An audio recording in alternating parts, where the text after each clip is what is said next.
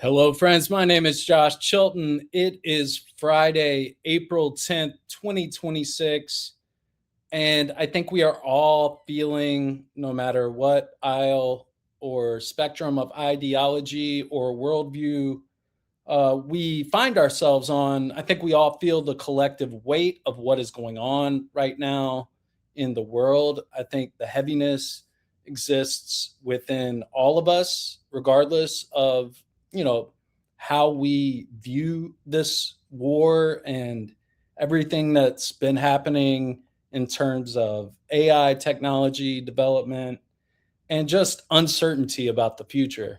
And I've been putting out a lot of heat lately, right? Like, I understand that.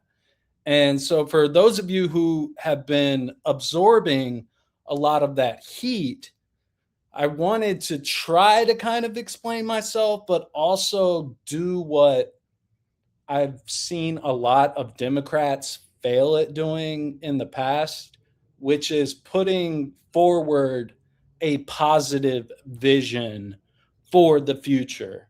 Putting forward, okay, we don't like Trump. I don't like Trump. I'm in an anti Trump coalition. Right now, anyone who is anti Trump can join my coalition and we can restore power back to Democrats, if only to save the nation, and we can sort out the rest later. But I want to begin by just kind of grounding this in who I am as a person. I sit here in a wheelchair as a paraplegic. I was paralyzed when my car hydroplaned in the rain in a single car accident, single person accident, kind of just unexplainable, just tragedy that struck my life 22, 23 years ago now.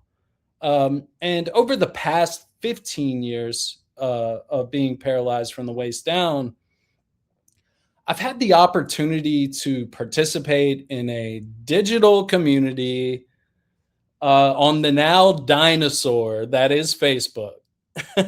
But I was one of the first 1 million members of Facebook. I was on Facebook back when you had to have a college email to join the site. And it was MySpace had already come out, but I joined Facebook very early in the process. And so it's kind of near to and dear to my heart in that respect. And I've kind of stuck with it over time, and it has kept me, social media, for better or worse, even on Facebook, it has kept me in contact with people I care deeply about, both in real life, and it has now expanded into an online community of friends, true friends online, true friends in person, and some followers. From small towns across the Piedmont Triad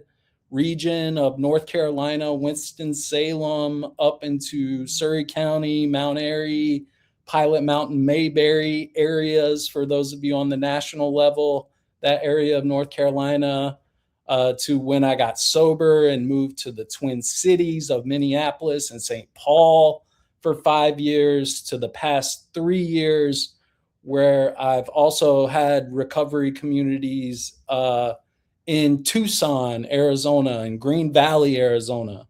Different landscapes, different rhythms of life, different vibes and energy, but living in one shared moment that feels heavy, like I said, uncertain, and at least to me at times, and a lot of the time recently, profoundly dark, right? No matter which side you're on. But I want to say something clearly, because I have been putting out a lot of heat lately, as I've been perhaps far too concerned a lot of time with reflecting the ugliness of Trump that I see back at his own followers in some like feeble attempt to try to like wake them up, as if I or anyone has that power. But I still think we, the people, are going to get through this and come out better for it in the end. And I need to change, my approaches and refine it in a lot of ways. And I understand that. But if anything, I want to inspire millennials. My message is really at its core catered to us millennials, because we are going to be handed, the highest positions of power in government, business, politics, everything. People from the ages of 45 to 65, that's kind of who runs the world, and we're about to step into that. And there's a lot of challenges. We shouldn't even have to be thinking about Trump right now, because there's so many world challenges, and it will not be easy, and it's not going to be comfortable, at least in my opinion, for a good bit forward. No matter if we pull out of Iran today, it's still, not going to be good for a while now. It's still possible recession. But I do think history and the overall story of what we now call the United States of America and many other nations around the world show us again and again, even after wars, even after genocides, environmental disasters, tyranny, oppression, and now just the sheer amount of demands placed on each individual or family just to pay the bills and to make it through.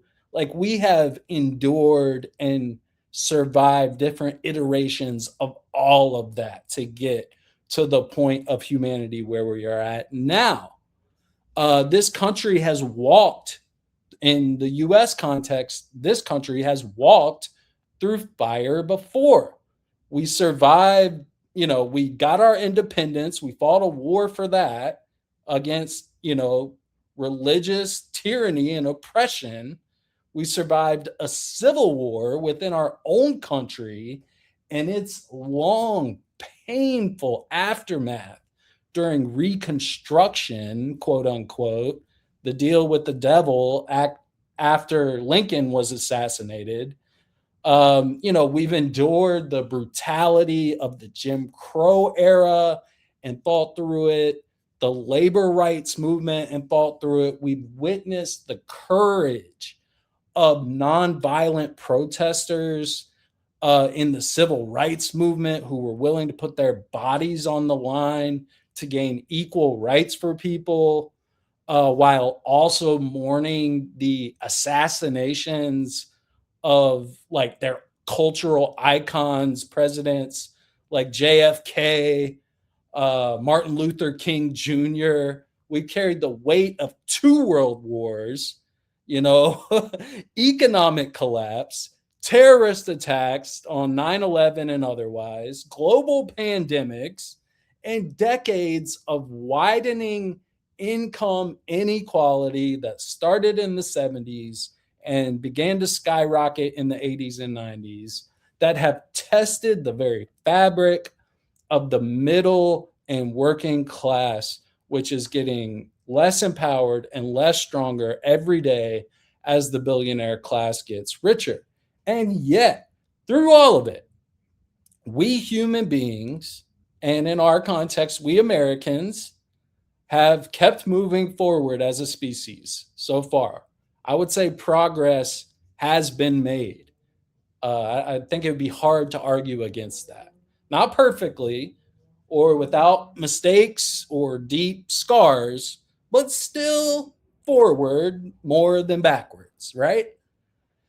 So I believe the season is, pardon the pun, eventually going to spring upon us so that we can begin to move forward. That's been the pattern. That's been the rhythm.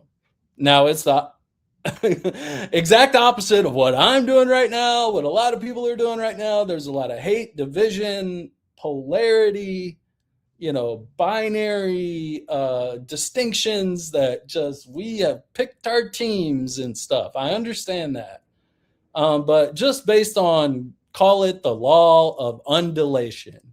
Credit my dad, Dr. Ski Chilton. You can look him up. He was talking about it in those terms last night. The pendulum of history is going to swing back a little bit from the last 10 years. Eventually, it may take another 5 years for it to do it, but call it human resilience.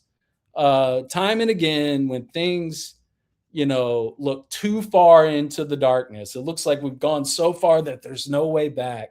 Something within us pushes enough of us back towards the light, and thus more fairness, acceptance, and justice for all. And I believe we are in one of those moments right now. And most Americans are just now catching up nationally compared to most of our traditional post World War II allies, in particularly in Europe, but throughout the world.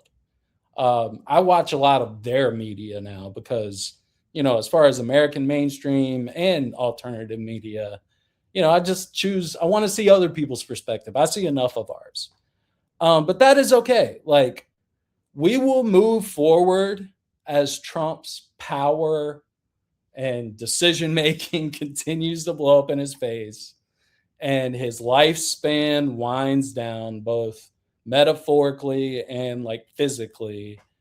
Because, the world we live in today is fundamentally different than the one we millennials grew up in and the people before us.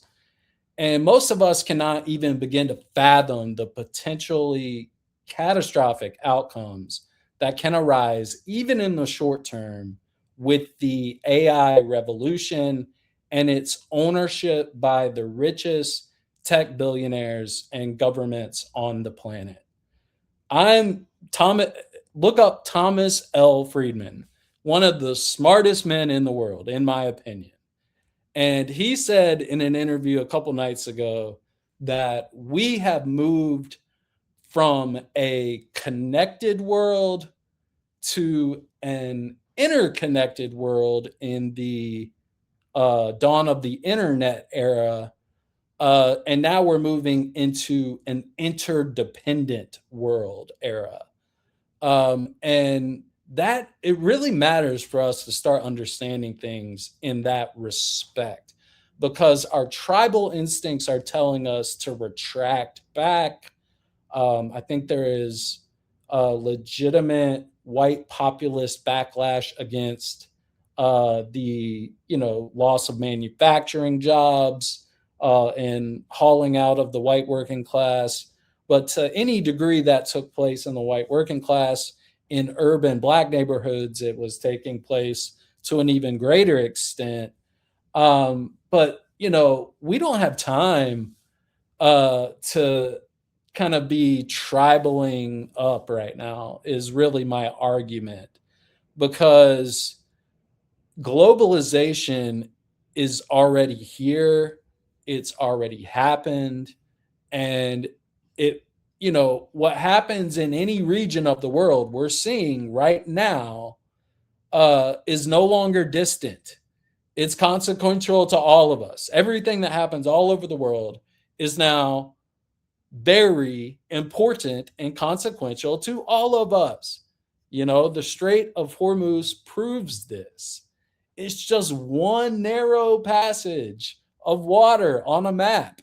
Yet, if it closes, energy markets are disrupted, supply chains tighten, prices spike, and families from North Carolina to Minnesota to Arizona to every state in between, which I've driven across the country multiple times and seen most of the most beautiful states in this most beautiful country that I could ever imagine to live in. We're gonna feel all this almost immediately. Like, it's coming already. We feel it right now, but it's gonna get even worse. And that's what interdependence looks like. And that's the reality now that we inhabit. And that reality demands something better from us. It demands what the Democrats have failed to do, promote a positive vision that most people can get behind. Like they already have the like. If you poll people, a lot of the positions most people can get behind, but their ability to cohesively communicate it has just been pitiful compared to MAGA. Just pitiful.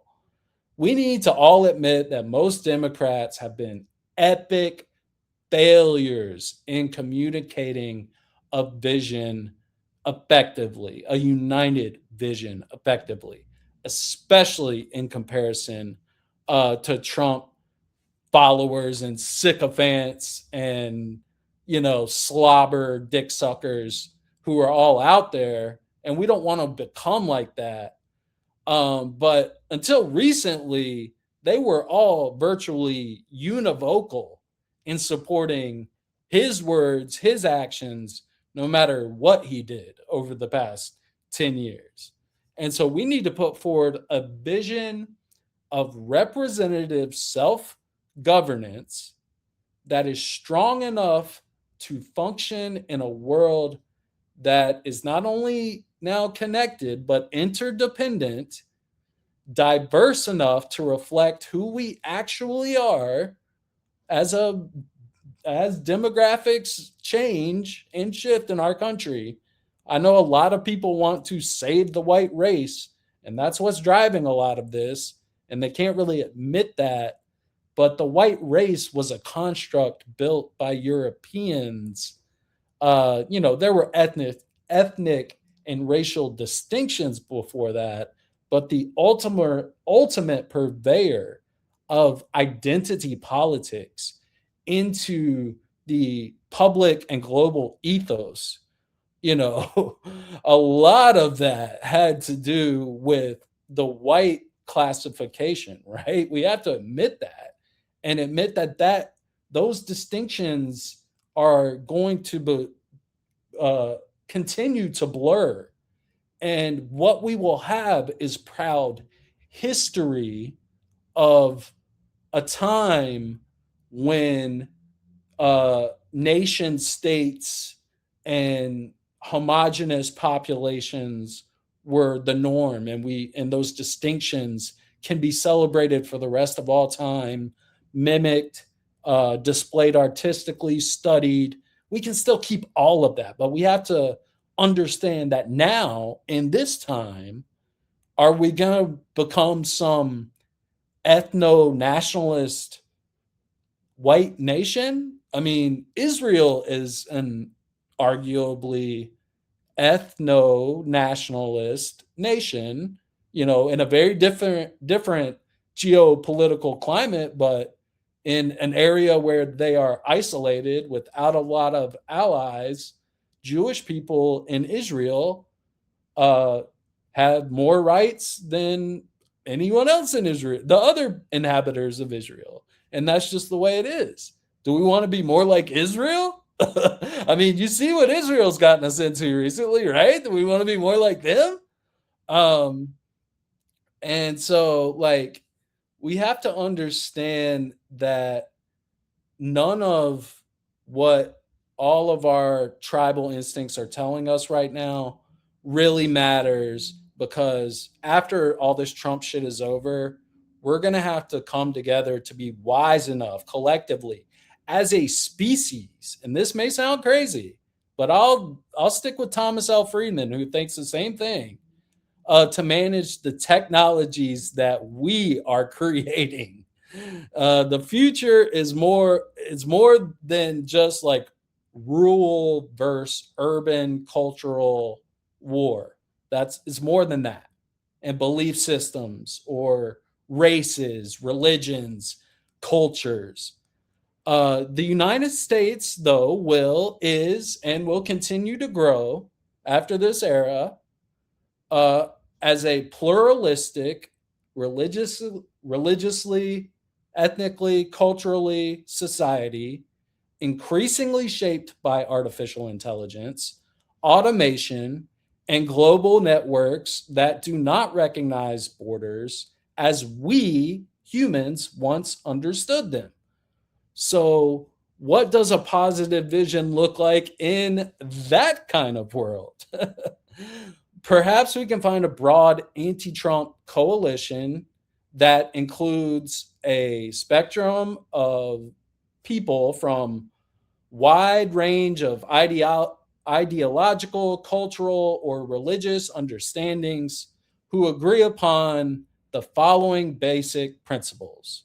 And it's basically just a recapture of some of the basic Enlightenment, lowercase l liberal democracy values that we like seem to have forgot recently. But we need to do this, create a new framework of some basic principles in order to promote a democracy that is not afraid of diversity, but strengthened by it. It looks like a very respectful society and fair society where people of different faiths or no faith at all can all practice their faiths and coexist under a shared commitment to fairness, law, and mutual respect. One's faith is free to guide them towards any political ends that they choose, with the understanding that all public action must comply with constitutional, judicial, and statutory law. That's it. It's not that like put it, disavow white supremacy, and re-embrace your faith, whatever you want to be, but re-embrace the respect for others to do the same. Act on your own accord, according to your own conscience and the God of your understanding, and feel free to use that and let it guide you towards any political ends that you choose, so long as all public action taken complies with constitutional, judicial, and statutory law. It looks like an economy, but it also looks like more than that. It looks like an economy that rewards hard work without abandoning the vulnerable people and demonizing people who fall beneath the cracks of the system. I could make my own video about how if my folks had not made a certain amount of money in their lives, I would be homeless right now. We need to ensure that all people in the year 2026 or by 2030, all people have access to healthcare regardless of their employment status. It's time to disentangle those two things. That means we would need to raise taxes on corporations. If you look at corporate earnings, a chart of corporate earnings versus increases in corporate taxation over the last 50 to 60 years, you're going to see it go in opposite directions. And the ultra wealthy tech billionaires, we need to raise taxes on this and significantly cut back our defense budget, which will be incredibly unpopular with the neolibs and neocons of the previous generations who've made livings off these wars. It looks like leadership that recognizes and understands both the local farmer in North Carolina or Iowa and how global supply chains work. I think we need to listen more to small business owners and reimagine a labor union force with true power, accountability, and integrity. Um, we have to acknowledge and try to deal with the technological forces reshaping entire industries and the job markets from Mayberry to New York City to everywhere in between.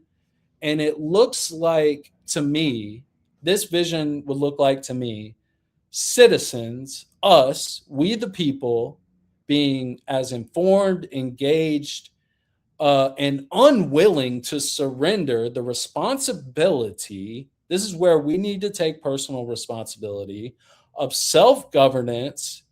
And we were unwilling to surrender that to outrage, apathy, or division. The responsibility of self governance. We won't surrender that. And because this is an interdependent world, isolationism is no longer an option. We choose what we choose here in the next few years matters elsewhere. What happens elsewhere will inevitably find its way back to our doorsteps. And that can feel overwhelming, but it can also be a source of hope because it means we're all tied together. You know, we have a common destiny in some aspect of, thinking about it, we do, because of the interdependence, not just by the risks that we share, but by the possibilities in front of us. And so, if I'm being honest, that belief doesn't just come from like watching history. It's come from living my own life and having to go through being paralyzed and having to have the medical system fail me continuously, and being part of the opiate epidemic, and just, all the growth, all the real growth I've ever made in my life has never come from comfort. It's come from pain. It has come from pain, from mistakes, from the moments that break you open and force you to confront who you are and who you need to become to meet the moment each time, right? And I've fallen down so many times. I've fallen down so many times. I've hurt people. And I can't say the ways I've hurt people. I've struggled. I've lived more than 20 years as a paraplegic, an experience that has reshaped me in ways I could never imagine. It has taught me empathy when it would have been easier. And for a lot of years, I did grow very bitter. It has taught me patience when I had to sit and wait in a hospital bed, not being able to move for months at a time. When that frustration is justified, it's taught me to have to sit and deal with it. It's forced me to rebuild confidence from the ground up. And I can say this without hesitation. I am a better man because of my pain, not in spite of it, but because of it. Because what is true for a person can also be true for a society. And that's what I'm trying to get to with the bigger picture. We are being tested right now. We're being pressured. We're being exposed.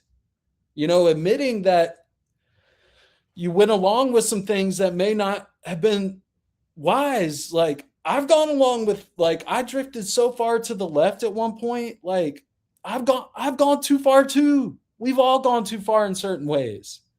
But if we're forced now, which I think we are, to confront the uncomfortable truths about power, justice, the Epstein files, and who we want to choose to be moving forward, like, I think that pressure can produce a diamond if we let it. There's the 1990s classic. If you're a millennial, you'll know it. Blockbuster film, Will Smith, Independence Day, Jeff Goldblum. Wonderful, iconic movie to watch when you're 12 years old, or however old I was when it came out. But the fictional president in that movie, before, I'll put it in the description of the video, he gives a speech where he says, as they're about to do their final assault to try to save themselves from the aliens, and it's a great metaphor for what we're about to be facing with AI. He says, we can't be consumed by our petty differences anymore. We will be united by our common interests. And it feels less like fiction and more like a challenge. Like we are being called to meet in real time right now. Unity won't just happen. Progress isn't just going to happen. I'm not saying the world is just going to be a better place one day and it's just going to happen. No, people make it happen. Momentum makes it happen. A lot of us are feeling the momentum right now, right? And that's where this becomes personal for every one of us. Because I have my own personal story, you know, but you have your own. Whether you're reading this from North Carolina, a city street in Minneapolis, St. Paul, somewhere in Tucson, Arizona, under the sun in the desert, what are you willing to do for the common good? Not in theory, not in the comment section, but in your daily life, in your conversations, in your willingness to stand for something bigger than yourself. Because I think the light is coming. I truly believe that eventually, but it won't arrive on its own. We will build it through representative government that reflects us all, through institutions that are strong already and have shown they can withstand pressure, and through communities that refuse to let differences become divisions. Like we carry this all forward together. So hold the line, hold the fucking line, stay engaged, keep some compassion, but be able to get angry, even when it's difficult. Keep your courage intact. I'm scared a lot too. Um, but history is happening, right? It's not just happening around us, it's being shaped by us locally, nationally, internationally. And so, us, especially millennials, if we choose to meet this moment, we can do so with being the bridge between the old world and the new world. We can provide clarity, resilience, and purpose. And anyone can do that if they can agree to some basic ideals and trying to strive towards those. Uh, the question is, will we? And so, on my local level, I just moved to North Carolina. I'm going to try to get involved at any volunteer level I can to try to get Trump out of power. There's room for strong conservative parties in American life. We need balance, but this ain't it. This ain't it. All right. I'll see you guys next time. Peace. I can't even hit